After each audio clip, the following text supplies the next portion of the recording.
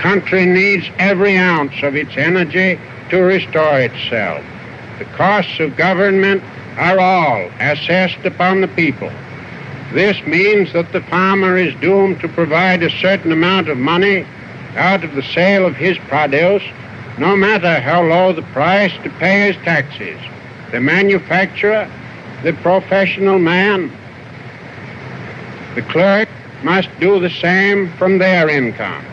The wage earner, often at a higher rate when compared with his earning, makes his contribution perhaps not directly, but indirectly in the advanced cost of everything he buys.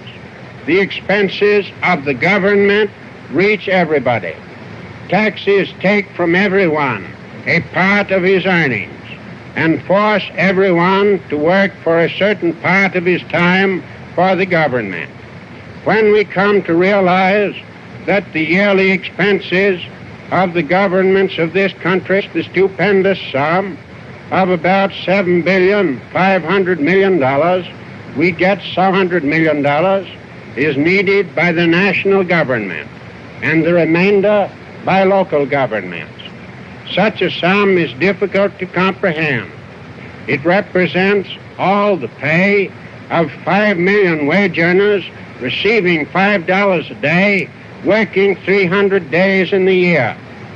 If the government should add $100 million of expense, it would represent 4 days more work of these wage earners.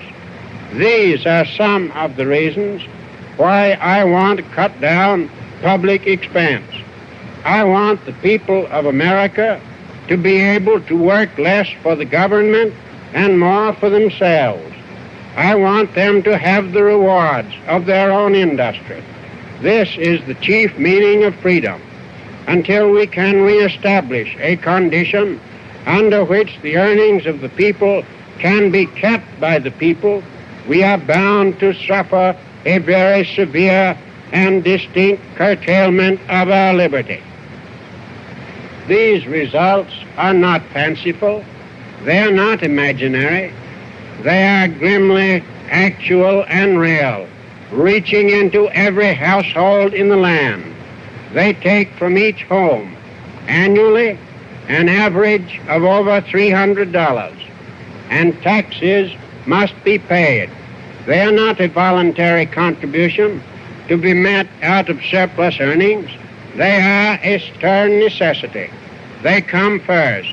It is only out of what is left after they are paid that the necessities of food, clothing, and shelter can be provided, and the comforts of home secured, or the yearnings of the soul for a broader and more abundant life gratified.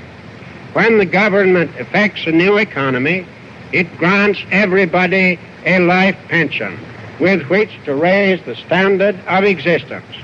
It increases the value of everybody's property and raises the scale of everybody's wages.